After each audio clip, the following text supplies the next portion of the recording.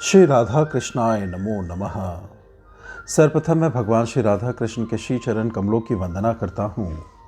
आप सभी भक्त श्रोताजनों को भी सादर नमस्कार करता हूँ। ग्रंथ श्री नारद पंचरात्र के द्वितीय रात्र से आज हम प्रथम और द्वितीय अध्याय का श्रवण एक साथ से करेंगे, जिसमें ज्ञानामृत तथा भक्ति ज्ञान का सुंदर वर्णन है, जो इस ग्रंथ में इस प्रकार से वर्णित है। श्री महादेव जी बोले, परमात्मा ईश्वर श्री नारायण को नमस्कार करके मैं सभी के ऋषिप्त परम धर्म को कह रहा हूँ, जिसे हे नारद तुम सुनो। यह प्रकृति से परे इष्ट सभी के द्वारा वांछित स्वेच्छा में परम ब्रह्म पंचरात नाम से जाना गया है। यह कारणों का भी कारण, कर्मों के मूल को नष्ट करने वाला, अनंत बीज रूप निज अज्ञान अंधकार के लिए दीपक, सर्वेश्वर सर्वधाम तथा परम वैराग्य का कारण है।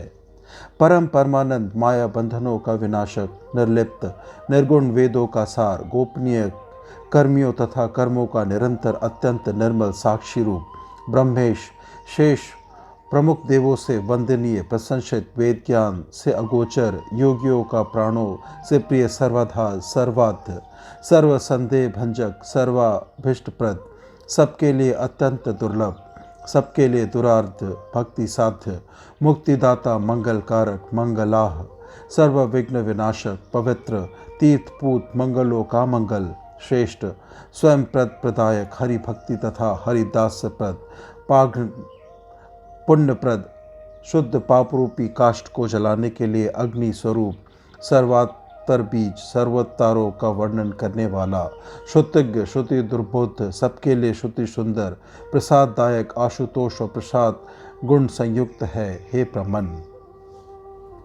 पंचस्वाद रूपी यह पंचरात ही है। इसमें निहित पंच विज्ञान तीनों लोकों में दुर्लभ है। इसे श्री कृष्ण ने गोलोक में विरजा नदी के तट पर ब्रह्मा को दिया था। निरामय ब्रह्मलोक में ब्रह्मा ने मुझे दिया। मैंने इस सर्वज्ञान प्रद और शुभ ज्ञान मृत को सृष्टि के आरंभ में तुम्हें दिया। भविष्य में तुम निश्चित रूप से नारायण के अंश से उत्पन्न वेद व्यास को दोगे और व्यास से एकांत में अपने पुत्र शुक को देंगे। हे नारद, इसके बाद अत्यंत पुण्यदायक सत्य स्वरूप सती सत्यवती पुत्र श्री व्यासदेव के अतिरिक्त तुम इसे किसी ऐसे तैसे व्यक्ति को कदापि ना देना, क्योंकि नारायण के अंश से उत्पन्न व्यक्ति के अतिरिक्त इसे किसी को नहीं देना चाहिए। अब मैं क्रम से जो कुछ वर्णन कर रहा हूँ उसे तुम एकाग्रचित होकर सुनो। हे पुत्र, मनोहर वेद सा दुर्गम नाना प्रकार के तंत्रों में निहित जो सर्वाद आध्यात्मिक ज्ञान है, उसमें भी सारों का सार श्री कृष्ण के चरणों की सेवा है, जो सर्व सम्मते भव बंधन से निर्लिप्त ज्ञान है। उसे श्री कृष्ण ने 1,00,000 श्लोकों में कहा था। यहाँ मैं उसे संक्षेप में किस प्रकार कहता हूँ उसे सुनो। ब्रह्मा से लेकर तृण पर्यंत यह सब चराचर जगत कृष्ण स्वरूप ही है। उन्हीं में यह सब कुछ लीन तथा उन्हीं से यह पुनः उत्पन्न होता है। समस्त विश्व में सदा एक ही ईश्वर है। सभी उसके कर्म में सिद्ध तथा उसी की माया से मोहित हो जाते हैं। अनंत कृष्ण का अनंत गुण कीर्तन है। उनकी कीर्ति भी अनंत रूपा है। उनका ज्ञान भी अनंत रूप है। हे नारद, उनके नाम भी अनंत है, जो तीर्थों को पवित्र करने वाले हैं। विचित्र रूप से निर्मित यह अनंत विश्व भी उन्हीं का रूप है। वही नाना प्रकार के जीवों में सर्वत्र व्याप्त है। इन जीवों में से कुछ मध्यम, कुछ शूद्र और कुछ महान है। कृष्ण ही पृथक पृथक सब जीवों में स्थित है और वही सब देवों में भी है, ऐसा संतगण निश्चित रूप से जानते हैं। परमात्मन स्वरूप भगवान राधिकेश्वर सब कर्म करने वालों के सब कर्मों में निर्लिप्त और साक्षी रूप से विराजमान है। जीव उनका प्रतिबिंब और सुख दुख का भोक्ता मात्र है। कुछ लोग उसे जीव को नित्य कहते हैं, परंतु गुणजन्य कारण के विद्यमान होने से उसका तिरोधान होता है। तिरोधान होने से उसकी उत्पत्ति होती है और इस प्रकार वह देह से दूसरे देह में चला जाता है तथा उसकी कहीं मृत्यु नहीं होती। प्रलय के समय वह सर्वालय अर्थात सर्वाधार में ही लीन हो जाता है। अतः जीव भी वैसे ही नित्य स्वरूप है जैसे आत्मा नित्य है।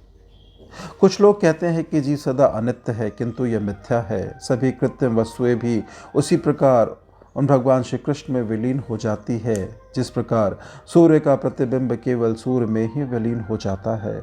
जिस प्रकार सूर्य का प्रतिबिंब चमकता निर्मल स्वर्ण पट पर जल में और घट में दिखाई पड़ता है, परंतु सूर्यास्त होने पर वह प्रतिबिंब पुनः सूर्य में ही लीन हो जाता है। अथवा जिस प्रकार चंद्रमा का प्रतिबिंब दर्पण में दिखाई पड़ता है, किंतु चंद्रमा के अस्त हो जाने पर उसी में लीन हो जाता है, उसी प्रकार जीव भी परब्रह्म में लीन हो जाते हैं।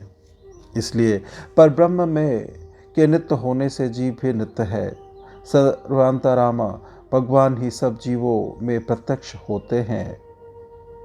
मैं ज्ञान स्वरूप और ज्ञान का अधिष्ठान देवता हूँ। हे मुने, बुद्धि रूपा भगवती सर्वशक्ति स्वरूपिणी है। यहाँ तुम्हारे सामने जो दुर्गा है वह सनातनी विष्णु माया है और कृष्ण भक्त को छोड़कर सब इनसे मोहित है। ब्रह्मा मन स्वरूप और मन के अधिष्ठान देवता है। स्वयं विष्णु ही पंच स्वरूपी प्राण के अधिष्ठान देवता और उनके विषयी हैं। ये जो सबके भीतर देवी है वह प्राण स्वरूपा है। चंद्रमा और सूर्य नेत्रों में स्थित रहते हैं और अन्य देवता पृथक पृथक इंद्रियों के अधिष्ठाता है। धर्म सबके सिर में और हिताशन अग्नि जठर में स्थित है। पवन विभिन्न प्राणों के रूप में श्वास और निश्वास आदि कहे जाते हैं। विघ्नदाता गणेश कंठ देश में स्थित होकर विघ्नों का नाश करते हैं। स्कंद प्रताप रूप है और कामदेव मन में कामना और प्रेम भाव उत्पन्न करते हैं। सत्वानुसारिणी लक्ष्मी हृदय में उत्पन्न पाप और पुण्य स्वरूपा है। सभी व्यक्तियों में सरस्वती कंठ से लेकर जिह्वा पर्यंत निवास करती है। वही मंत्र गण रूपा है तथा मुक्ति में वह सबसे पृथक रहती है। बुद्धिजात सभी शक्तियाँ सभी जीवों में विद्यमान रहती है। निद्रा, तंद्रा, दया, श्रद्धा, तुष्टि, पुष्टि, क्षमा, श्रद्धा, लज्जा, तृष्णा, इच्छा, शांति, चिंता, जरा तथा जड़ता, ये सभी स्वामी के चले जाने पर उसी प्रकार चले जाते हैं जैसे राजा के चल जाने पर उसके अनुगामी चले जाते हैं। चिंता और ज्वर सदा शोभा और पुष्टि से द्वेष करते हैं। सभी जीवों का यह देह पंच भौतिक है। पृथ्वी, वायु, आकाश, तेज और जल ये पंचभूत कहे गए हैं। स्वदेह के नष्ट हो जाने पर ये तत्व अपने अपने भाग को प्राप्त हो जाते हैं। इस प्रकार एक ही शरीर क्रम से प्रत्येक तत्व में पृथक पृथक मिल जाता है।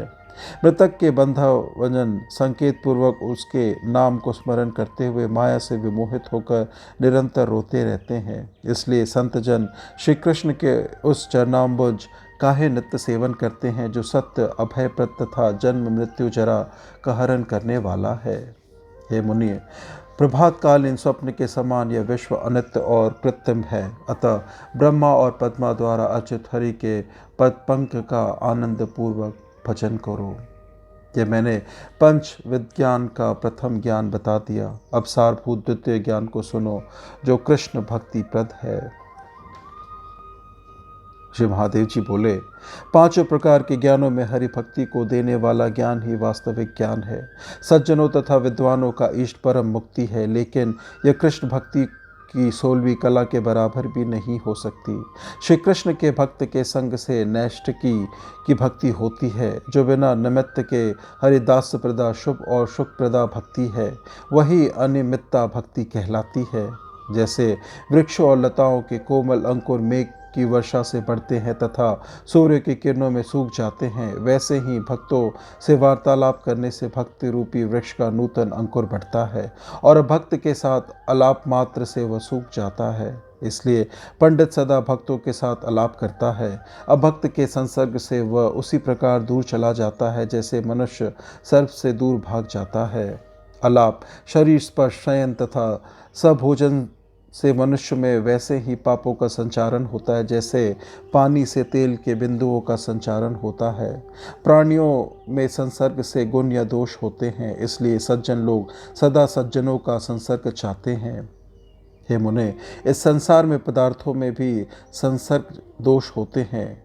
हीन धातु के संसर्ग से स्वर्ण में दोष आ जाता है, इसलिए मनीषी जन नीचों से संसर्ग नहीं चाहते हैं। इसलिए वैष्णव जन वैष्णवों से ही सदा संसर्ग करते हैं। वैष्णव जन हरि का भजन सदा 6 प्रकार से कहते हैं: स्मरण, कीर्तन, वंदन, पाद सेवन, सतत पूजन तथा परम भक्ति पूर्व आत्मक निवेदन। भक्तजन वैष्णव से भक्ति के द्वारा कृष्ण मंत्र को ग्रहण करते हैं। अवैष्णव से मंत्र लेने पर हरि भक्ति की वृद्धि नहीं होती। वो मनुष्य चांडाल से भी पापी है जो श्री कृष्ण से विमुख है। उसका सभी धर्म कर्म निष्फल है। वो पूजा के कर्मों का अधिकारी नहीं है। वह सदा अपवित्र तथा पापों में लीन रहकर अन्य लोगों की निंदा करके हंसता है। वह भगवान भगवत भक्त तथा आत्मा को भी नहीं मानता। गुरु मुख से कृष्ण मंत्र जिसके कान में प्रविष्ट होता है वो वैष्णव को पुरावित महापूत कहते हैं। मंत्र ग्रहण मात्र से नर मनुष्य नारायण का अनुज हो जाता है और अपने सहित 100 पीढ़ियों का उद्धार करता है।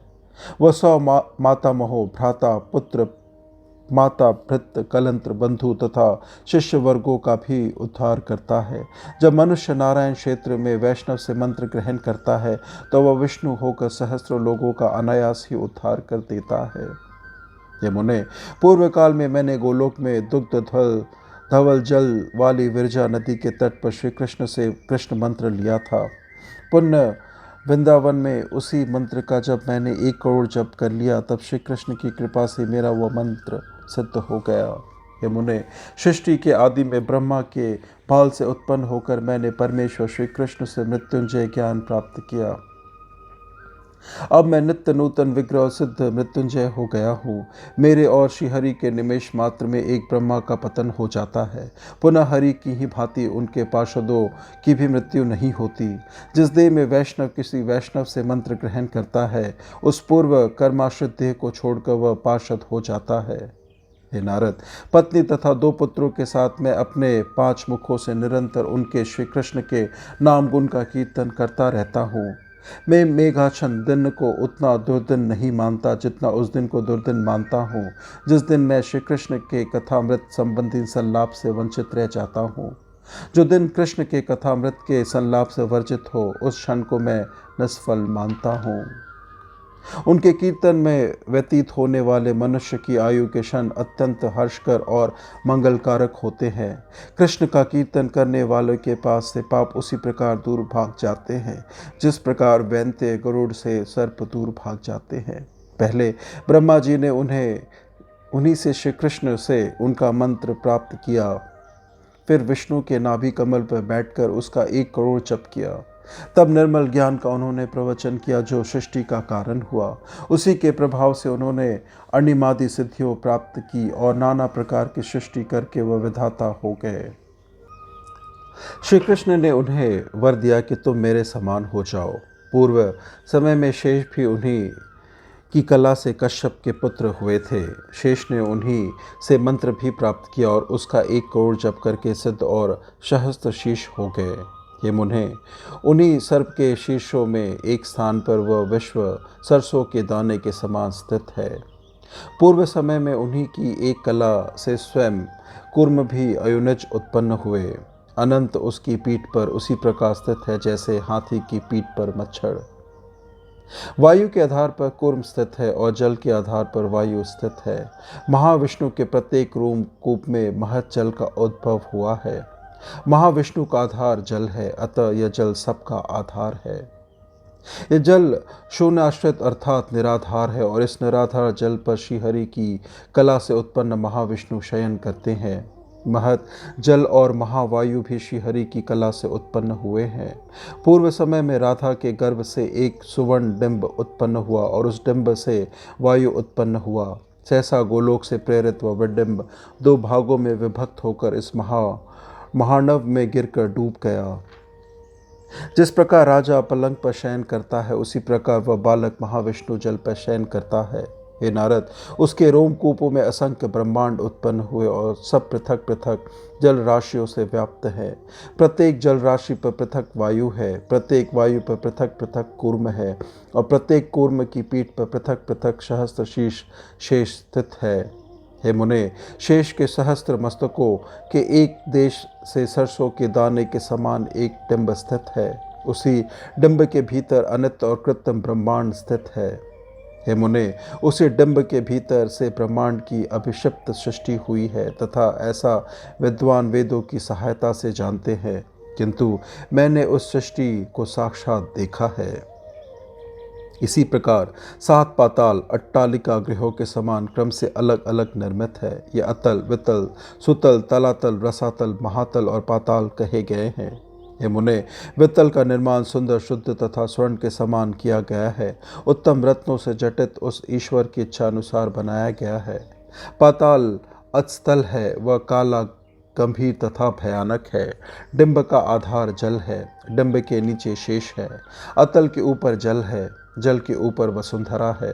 यह स्वर्णमयी भूमि से संयुक्त 7 द्वीपों से मनोहर, 7 सागरों से युक्त वन, पर्वत तथा नदियों से युक्त गोल चंद्रमा के डिंब के समान जल के मध्य कमलवत स्थित है। उसके मध्य में जम्बूद्वीप लवण सागर से वेष्टित है। लवणोदक समुद्र 1 लाख योजन विस्तार वाला है। उसकी लंबाई उससे 10 गुनी अधिक है। जैसे ग्राम की खाई होती है, यह बहुत से शोभा युक्त उपद्वीपों से समन्वित है। जम्बूद्वीप में एक बहुत बड़ा तथा विचित्र प्रकार का जम्बू वृक्ष है। उसके पके फल काले रंग के हाथी के समान होते हैं। वही सुमेरु शिखर है जहाँ शंकर का आलय निवास स्थान है। द्वीप के मध्य में मनोहर रत्नाकार हिमालय है। हे नारद, मेरु के 8 विचित्र तथा आविष्कृत शिखरों पर 8 लोकपालों के आश्रय है। इंद्र, वहिन, पितृपति, नैऋत्य, वरुण, मरुत, कुबेर और ईशकर्म से पूर्वादि दिशाओं के स्वामी है। इन दिक्पालों के निवास स्थान भी पूर्वादि कर्म से पृथक पृथक अत्यंत शुद्ध, रमणीय तथा मनोहर बने हैं। सुमेरु का सर्वोच्च श्रृंग बहुत विस्तृत है और उसके आगे ब्रह्मलोक स्थित है। ब्रह्मलोक के ऊपर डिंब है और डिंब के भीतर संपूर्ण विश्व स्थित है। सुमेर के ऊर्ध्व श्रृंग पर 6 लोक स्थित है। सबके ऊपर ब्रह्मलोक है। बीच में भूलोक, भुवरलोक, स्वरलोक, अजनलोक, महलोक और सत्यलोक स्थित है। सत्यलोक में चारों युगों में सदा पुण्य धर्म का वास होता है। ब्रह्मलोक के बाह्य ध्रुवलोक स्थित है। ब्रह्मा ने ब्रह्मलोक पर्यंत कृत्रिम विश्व की सृष्टि की है। हे महामुने, मैंने जैसा नाना प्रकार की नदियों तथा अनेक प्रकार के पर्वतों, वनों और कंदराओं से सुशोभित जम्बूद्वीप को देखा था, वैसा बतला दिया। यहाँ पर सबका अभिषिक्त तथा श्रेष्ठ भारतवर्ष है, जो कि कर्मक्षेत्र, परम पुण्यदायक तथा श्रेष्ठ राजाओं द्वारा प्रशंसित है। यहीं पर वृंदावन के वनों में कृष्ण भगवान का आविर्भाव हुआ। इससे भिन्न स्थान पर जन्म निष्फल और गतागत है। भारतवर्ष में एक क्षण के लिए भी जन्म सार्थक है तथा वह शुभ कर्मों के प्रभाव से ही होता है, ऐसा जानना चाहिए। अनेक जन्मों के पुण्य से ही सज्जनों का जन्म भारतवर्ष में होता है। भगवान कृष्ण की कृपा से भारतवर्ष में जन्म लेकर विद्वान पुरुष यदि कृष्ण भगवान के चरण कमल का भजन ना करे तो वह उसकी अत्यंत विडंबना ही है। उसका जन्म निरर्थक है, उसकी गर्भ यातना भी व्यर्थ है, उसका नश्वर शरीर निष्फल है और उसका जीवन व्यर्थ है। वह जीता हुआ भी मरे हुए के समान पापी, चांडाल से भी अधम और अपवित्र है। अहो, श्री हरि के लिए जो अनिवेद्य है उसे खाने वाला अभक्ष्य ही खाता है। शुकर तो विष्ठा मूत्र आदि अपना निश्चित भोज ही खाता है, किंतु जो अपने निश्चित आहार के विपरीत अभक्ष्य भक्षण करता है वह तो शुकर से भी अधम है। जो हरि के लिए अनिवेद्य है वह ब्राह्मणों के लिए अभक्ष्य है। ऐसा अन्न विष्ठा के समान और ऐसा जल मूत्र के समान है जो विष्णु को निवेदित नहीं किया गया है। हे ध्वज, जो नित्य हरि के चरणोदक तथा नैवेद्य का सेवन करता है उससे भारतवर्ष में मंत्र लेकर मनुष्य जीवन मुक्त हो जाता है। उसकी चरण रज से वसुंधरा तत्काल पवित्र हो जाती है। हे नारद, उसके चरण रज से सभी तीर्थ पवित्र हो जाते हैं। पृथ्वी पर वह सर्वशुद्ध है तथा वह तत्काल मुक्त हो जाता है। वह निश्चित रूप से पग पग पर अश्वमेघ यज्ञ का फल पाता है। इस प्रकार के सेवक की रक्षा के लिए श्री कृष्ण सुदर्शन चक्र देकर भी स्वयं स्वस्थ और प्रसन्न नहीं रहते। क्षण भर भी वह अपने सेवक को छोड़ देने में असमर्थ रहते हैं। इस प्रकार के वे श्री कृष्ण दया सिंधु तथा भक्तों पर कृपा करने वाले हैं, इसलिए सज्जन पुरुष उन्हें छोड़कर दूसरे देव का सेवन नहीं करते। स्वर्ग से लेकर मेरु आदि के क्रम से मैंने जम्बूद्वीप का वर्णन कर दिया। अब अन्य द्वीपों की स्थिति भी सुनो। जम्बूद्वीप से परे पलप द्वीप है जो क्रम से जम्बूद्वीप का दोगुना है। वह इक्षुर सागर से घिरा है। वह समुद्र विस्तार में पूर्व समुद्र से दूना है। पर्वतों, नदियों तथा वन आदि की दृष्टि से वह पहले से दूना है। वह नाना प्रकार के विभावों तथा भोगादि से युक्त शुद्ध तथा सुंदर है। वहाँ के निवासी जरा तथा रोगादि से रहित होकर क्रीड़ा करते हैं। वहाँ कोई नया जन्म नहीं होता और जीव पुरातन कर्म का ही भोग करता है। हे मुने, मूढ़जन पुराने शुभ अशुभ कर्म स्वरूप स्वर्ग या नरक का क्रमश भोग करके चले जाते हैं। हे मुने, पलक्षद्वीप से आगे सुंदर शाकद्वीप है। यह पहले से विस्तार में दूना और सुरा सागर से वेष्टित है। यह सागर भी पूर्वा सागर से दूना है। शाकद्वीप के कुशद्वीप विस्तार में दूना तथा अत्यंत सुंदर और पूर्व सागर से दूने बड़े धृत सागर से वेष्टित है। हे मुने, कुशद्वीप से दूना वक्द्वीप है। वह पूर्व समुद्र से दूने विस्तृत दधि सागर से वेष्टित है। वक्द्वीप से दूना शालमली द्वीप है। यह पूर्व सागर से दूने क्षीर सागर से वेष्टित है। इसी क्षीर सागर में मनोहर उपद्वीप श्वेत द्वीप है। उसी स्थान पर भगवान विष्णु सिंधु कन्या लक्ष्मी जी से सेवित हो रहे हैं। वह नारायण अंश वैकुंठ शुद्ध सत्व गुणाशय श्यामवन चतुर्भुज शांत वनमाला विभूषित चतुर्भुज श्यामवर्ण वाले पार्षदों से परिवारित ब्रह्मादिक तथा सनकादिक मुनियों से स्तूयमान सुखद मोक्षप्रद तथा सर्व संपदाओं के दाता हैं। यह दीप विशुद्ध चंद्रमा के बिंब के समान वर्तालुकार 10 सहस्त्र योजन लंबा तथा उतना ही चौड़ा सदा रहता है।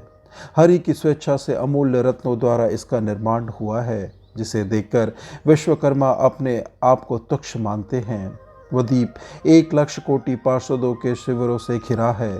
7 कोटि कल्प वृक्षों के उद्यान तथा 800 कोटि कामधेनुओं गंधर्वों नर्तकों सिद्धों योगेंद्रों अप्सरागणों से भरा पूरा है। उस द्वीप से दूना विस्तृत मनोहर कौंचद्वीप पूर्व सागर से दूने जल सागर से घिरा है। सरिताओं सागरों वनों और नाना प्रकार के सुंदर कंदराओं वाले पर्वतों से युक्त ये 7 द्वीप मैंने बतला दिए हैं। उसके आगे स्वर्णमयी भूमि है जो समस्त प्राणियों से रहित है। वह परम तेज स्वरूपनी तथा रात दिन चमकती रहती है। इस प्रकार ब्रह्मा ने डिम्बोदरस्त विश्व को बनाया। हे नारद, उनके रोमकूप में डिम्ब तथा महाविष्णु है। अहो, हरि के जितने रोमकूप आविष्कृत है उतने ही असंख्य विश्व भी है। महाविष्णु जल में शयन करते हैं। जल उनके प्रत्येक लोम में है। जल के ऊपर महावायु है। महावायु के ऊपर कच्छप है। कच्छप के ऊपर शेष उसी प्रकार है जैसे हाथी पर मक्षर। सहस्त्र सिर वाले शेष के मस्तक के एक भाग पर विश्वधार डिंब उसी प्रकार स्थित है जैसे सूप में सरसों का एक दाना। वही प्रकृति से परमात्मा कृष्ण भगवान के षोडश महाविष्णु है। ये नारद, ब्रह्मा से लेकर तृण पर्यंत सभी मिथ्या ही है। इसलिए तुम त्रिगुणातीत सत्य तथा परब्रह्म राधेश भगवान श्री कृष्ण का भजन करो। इस प्रकार ग्रंथ श्री नारद पंचरात्र के द्वितीय रात्र से आज हमने प्रथम और द्वितीय अध्याय का श्रवण किया, जिसमें दुर्लभ भक्ति ज्ञान और ज्ञानामृत के उपदेश का श्रवण किया। श्रवण करने के लिए और अपना बहुमूल्य समय देने के लिए आपको धन्यवाद। त्रुटियों के लिए क्षमा प्रार्थी हूँ। श्री राधा कृष्णाय नमो नमः।